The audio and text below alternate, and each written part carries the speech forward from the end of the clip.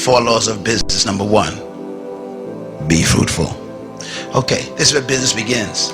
The word fruitful in Hebrew means productive.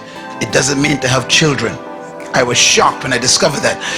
The first command God gave man was what? Be productive. In other words, produce something. Say it.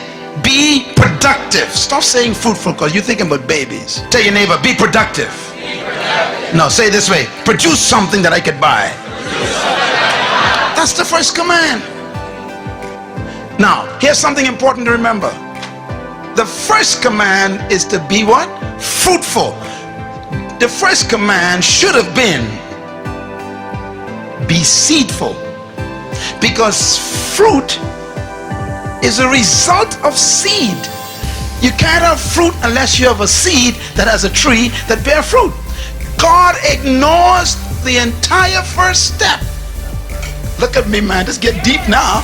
God said, look, I even ain't gonna talk about seed. Oh, you still ain't got it. Listen, when God demands something from you, it exists. So the demand for fruit is a presumption that there is seed somewhere.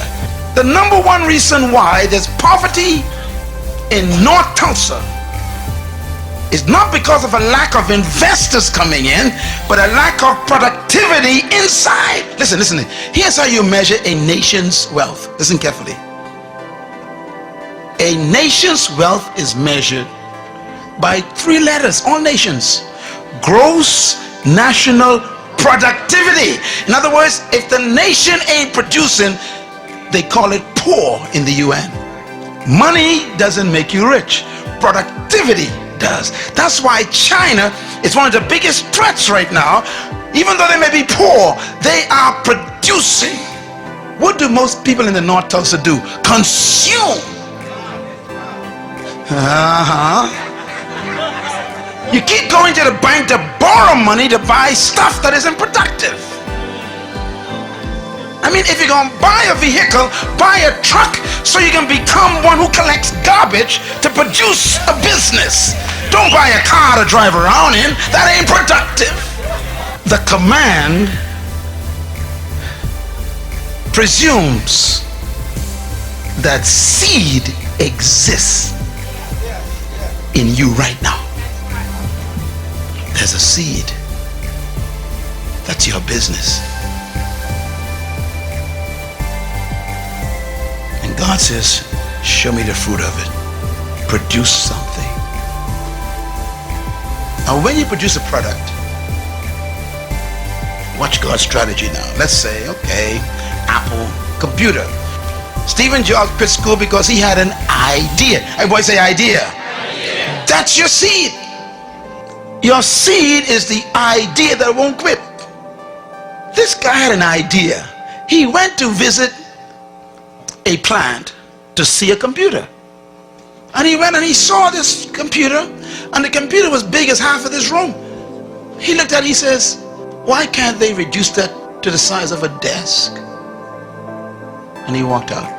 And he kept seeing visions of that great massive computer the size of a room on a desk. I wonder what you see that won't leave you alone. Write this down. Every problem is a business. I'm going to say it again. Every problem is a business. One man see bare feet, that's a problem. The other one see a shoe company, that's a business. One man see a hog island, that's a problem. Another man sees a resort, that's a business. Produce your seed. Produce your fruit. And then the second command, multiply. You know, when you produce a product, then you got to reproduce it. If you cannot reproduce what you've produced, you're going to be poor. One of the keys of successful business is being able to reproduce your product 1,000,000 times more. Any good company that wants to succeed must be able to follow God's second command, to multiply. So that's why when you want to, you see, there was only one Burger King years ago, one restaurant that sold one Burger King. They refined, everybody say refined, they produced a fruit. Now everybody makes burgers, but they produce a unique burger called a Whopper. Come on, somebody. Now you make burgers at home, don't you? But when you want a Whopper, you go straight to Burger King. Even though you got the same bread and beef and all this stuff, you still why? Because they refined it. Everybody say refined it. I'm talking about. See, you got to take your seed and produce a fruit, and you refine it first. If you're going to be a cosmetologist, you still ain't going to be wealthy. Because anybody can be a cosmetologist. You got to find what kind of cosmetologist you will be. What are you going to specialize in? Everybody sells burgers, but no one sells a Whopper. What's your Whopper? That's the question. Now watch Burger King. Burger King then takes this Whopper sandwich that they refined, and they developed a system, everybody says system, to reproduce the same Whopper every time. So when I went to Mexico one day, we went to a Burger King. The same Whopper came out in Mexico. We went down to Venezuela, Burger King, the same Whopper. We were in the Ukraine, in Russia, the same one. I said, how can the same Whopper be in every country? Because they reproduce. I poured. They only developed one prototype, one prototype. And they kept testing it and testing it. One prototype. And when they got that one prototype down to a science, that's the fruit, then they said, okay, now let's assembly line. And they start multiplying. What you cannot multiply, you can never succeed in. My message is my fruit. Leadership, kingdom, purpose. They're my fruit. Now I got to put them in a form where they can be multiplied. So now I got to shift into books and CDs and DVDs and they're in 25 different languages. I got to multiply. Same message. If you want a Big Mac, you can never get it from Burger King. Because Big Mac is McDonald's fruit. And they keep reproducing it. God's third command, replenish, is a big one. If you're going to be successful in business, you got to be able to distribute your product. You got to develop a distribution system. Okay, Walden, bless his heart, had one store. He said, okay, I got my fruit. I got a store where you can actually come in and get wholesale prices, man. The guy had one store. That's number one. Number two, he decided, I want to follow God's second command. I want to multiply. So he created a system to reproduce Walmarts all over the world. Number three, he said, now I'm going to distribute my products to those stores. Walmart got his own distribution system. What about yours?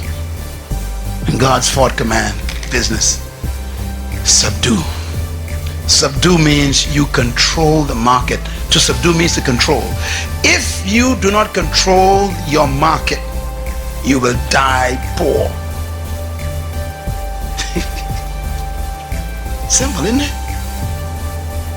Bill Gates was so successful in following God's commands that Congress had to call him in. Remember? He was so dominating in the market. They said, you got to break up your company. We can't have you controlling the whole world like this. Why? He subdued the market. If you wanted anything to do with software and computers, got to come through Microsoft.